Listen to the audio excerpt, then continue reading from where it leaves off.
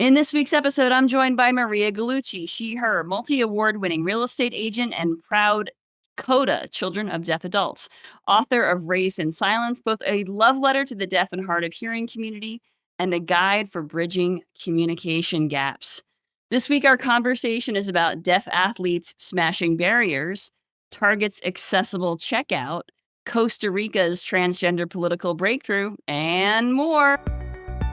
Hi, I'm Bernadette Smith, keynote speaker and writer. Welcome to 5 Things, where I bring good vibes to DEI. There's plenty of bad news out there. This show is about the good stuff, real progress, real stories, and ideas to help you make your work and life more inclusive. Your proof of positive change.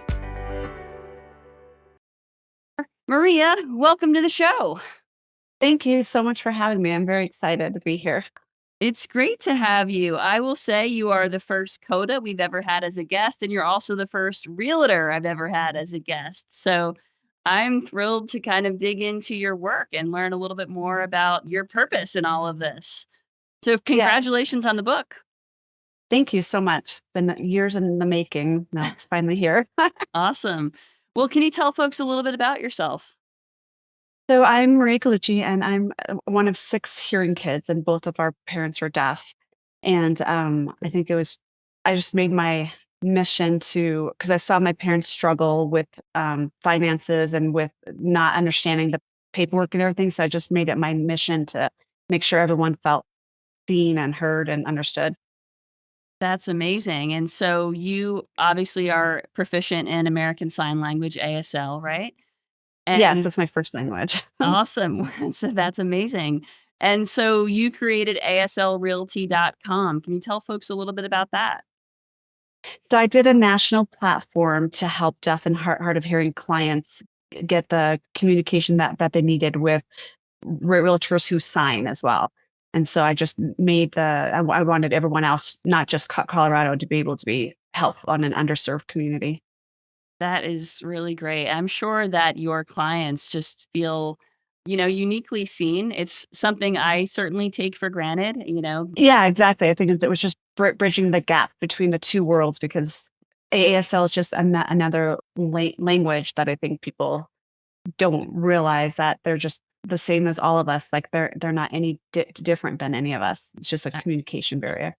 Absolutely. Well, we will make sure this show has closed captions. It always does, but it's really important. Accessibility is something that we've always tried to do here at Equality Institute. I would love to hear some tips from your book about a guide for bridging communication gaps. Are there any sort of specific ideas that you share that you'd like to bring to our listeners?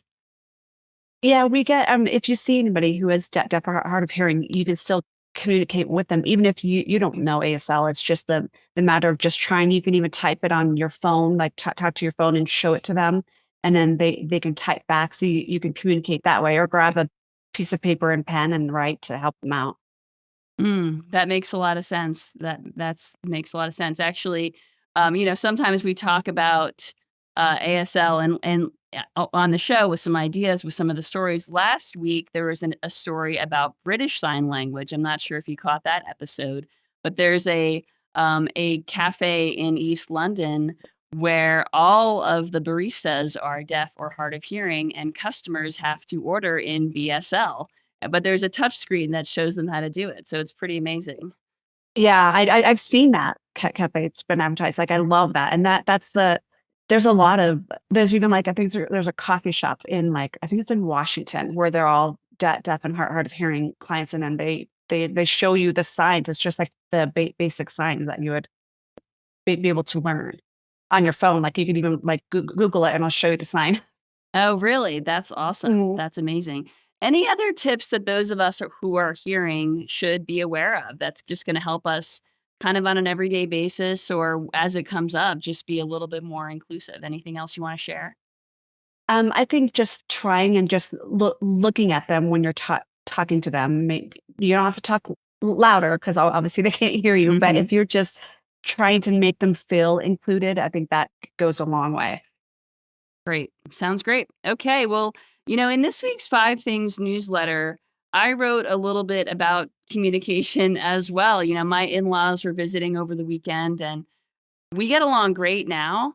But, you know, when I first came onto the scene 11 years ago, my mother-in-law, she wasn't very excited. You know, her first real conversation with me after some like stonewalling, the first time she tried, she started with something to the effect of, "So what's your deal?"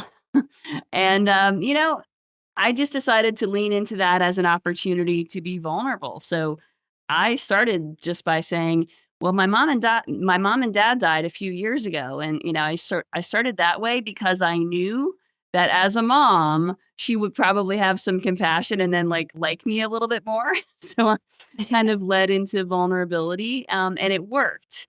But my in-laws, they live in a red state, and they have definitely have been on their own journey towards LGBTQ plus and other inclusion.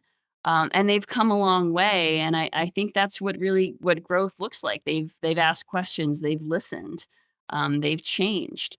And it starts in those awkward conversations that sometimes start with, you know, what's your deal? But we have to kind of start somewhere, right? Yeah, I agree. Because when my son came out as gay, which I think that the deaf and hard of hearing community and the LGBTQ plus community go in hand because all they want to do is feel included and not Mhm. just excluded. That just because you're different doesn't mean that you're outside of anyone else.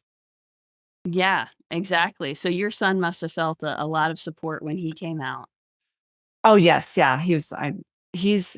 I think that doesn't matter how you are or anything. And he was. I just said, okay, it's fine. I just made him feel as much included and as much having him feel like he was his authentic self. So as soon as because he Mhm. came out young, he came out when he was 12, Mm. and I think that it was like a weight lifted off him to Mhm. be able to feel like, oh, my mom still accepts me and loves me just the way I am.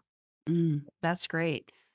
You know, and it makes me think about stories and the power of stories in bridging those gaps that we spoke about. And what's a good way to actually have a sort of get to know you conversation with someone who is deaf or hard of hearing? I mean, is that just by literally passing messages back and forth or the phone texting? How do you actually like build a rapport? I think, yeah, it's about like taking notes or like, and then the phone thing is huge because they're actually watching you try with them. And I Mm, think that if they know that you're trying with them, it just makes like having an effort with them. I think that just makes all the difference in the world. mm. Yeah, absolutely. I mean, because we know that inclusion never really happens by accident, right? It always requires intention. Because our brains Exactly. are sort of wired to be exclusive and to other folks. Yeah, exactly. And we're all the same. We're all here. I mean, love is love, and we're all here for the same thing. Yep, exactly. All right. Well, on that note, let's get into this week's good vibes. The first story this week comes from the National Deaf Pickleball Tournament. Um, Listeners and readers will know I am a big pickleballer. So I was excited about this story. The tournament sold out in hours, drawing over 500 deaf and hard of hearing athletes from ages 18 to 80 to Maryland. So this is an event where sign language is the default. No one has to adapt for access, and deaf culture is the main stage. Yes, I think that's awesome. We had one here that was a soccer tournament. So I think sports really puts all the kids together too, because I mean the kids feel isolated and left out of a lot of things because they can't hear. And so I think sports is so important to the kids because it makes them feel included and they're not so isolated by not doing anything. So I thought that was amazing. Yeah. I mean, it's amazing where, you know, I think anywhere where um the dynamic is flipped, right? Where deaf culture is the default, right? And hearing folks have to adapt. So I think that's Yeah. pretty special. Yeah, I agree. I think it's great. And they do like they'll go to Gallaudet University, which is a deaf college, Mhm. to do like the ABC, like the what's it called, the spelling bees and things Oh like that. yeah. So I think once or when they get to do things like that, it makes them feel like included and so special. I think I love that they do that. Awesome. All right. Well, then second story this week comes from Target, which I will admit used to be a regular on Five Things and has not been on Five Things in quite a while. But Target is back. They have a new accessible self-checkout co-created with blind and low vision shoppers. This uses tactile controls, audio prompts, and braille to eliminate barriers to buying. And it's the first of its kind in US retail. I love that because it's accessibility. And so like for them to be able to like feel the braille and be able to like be like know what's happening. I think that's amazing because I love like the street the ones that tell you to walk and it beeps while you're walking for the blind. Like I love that they added that. I think that just it's all about it. It's like for accessibility for sure. And reducing the friction, to everyday life and everyday, in this case, transactions. And there's this friction built in that I don't have to experience that I take for granted. Yeah, I agree. Yeah, I love that. And when we sort of have that kind of, we build things with that in mind first, it benefits everyone. Yeah, exactly. It helps everybody and then all helps us all just be a community. Exactly. All right, the third story this week comes from Costa Rica, where Gerhard Philip Hernandez Padilla just became Costa Rica's first openly trans elected official. He is now vice mayor of Moravia with 45.36% of the vote. Pretty big deal because there's a lot of anti-LGBTQ policies in this area, in this region, and his representation really matters.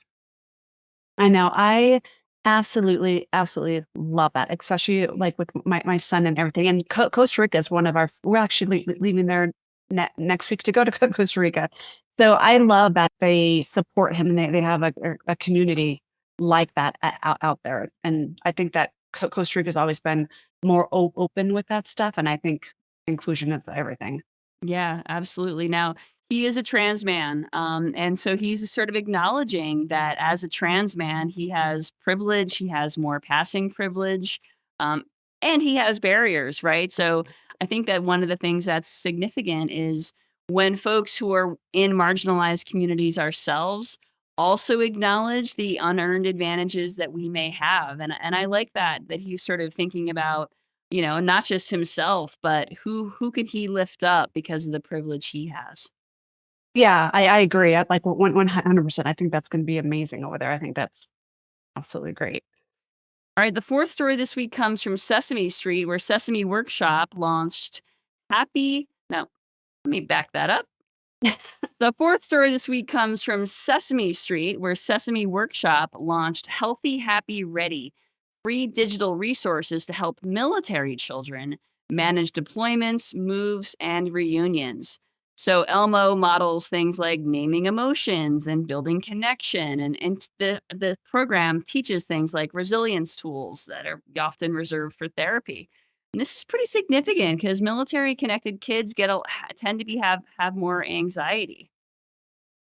Yeah, I agree. And I think it's so tough on them when because they move a lot too. So then they have to go and meet new people again and make new friends. So I think that it's amazing that they're doing that and recognizing how stressful it can be for children to keep moving from place to place and have to make new friends.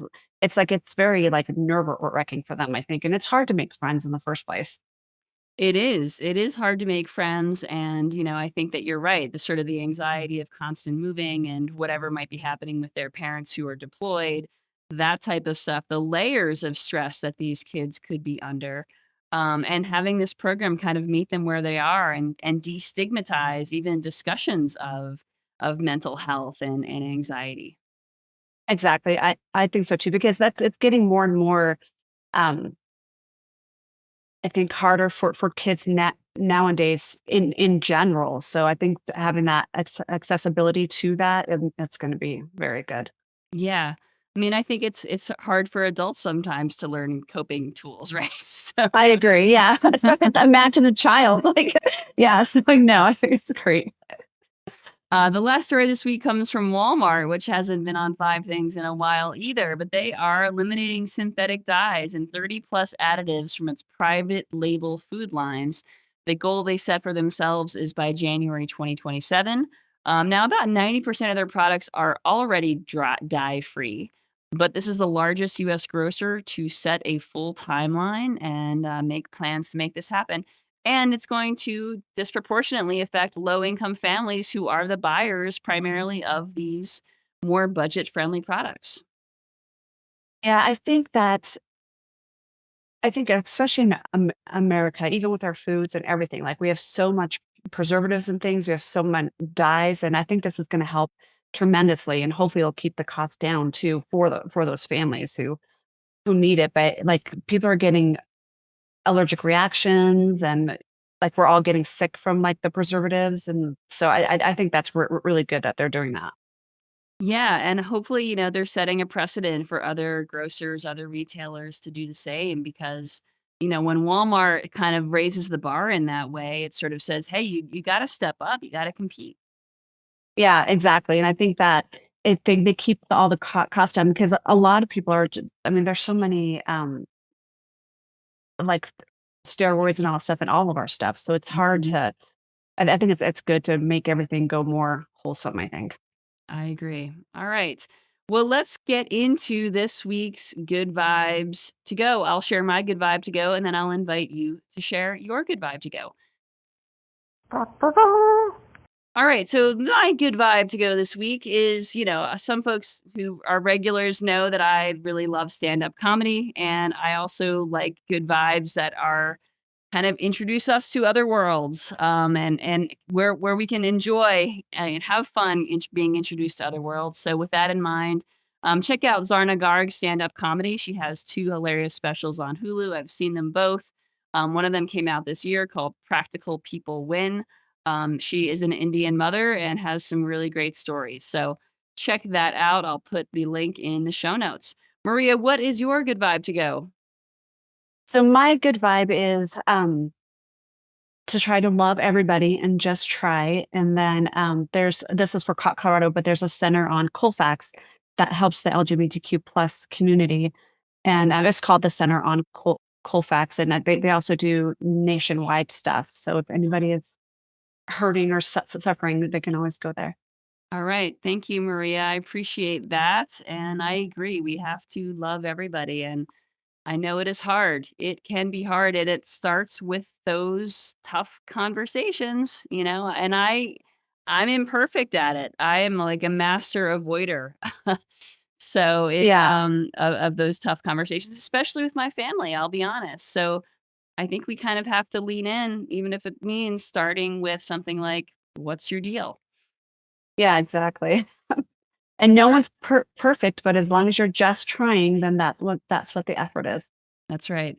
All right, Maria, can you tell folks how to get in touch with you? So my website is galluccihomes.com. And then I've also the aaslrealty.com. And then you could get the book at any book retailer, Amazon, or raisedinsilence.com is for the book. Awesome. Thanks, Maria. Folks, if you don't already get the 5 Things newsletter, you can subscribe at 5thingsdei.com. Have a great week. Thanks for listening to 5 Things, Good Vibes in DEI. If today's stories gave you hope or sparked an idea, share this episode with a colleague or a friend. And if you want to spread more good vibes, leave a quick rating or review. It helps others find their proof of positive change.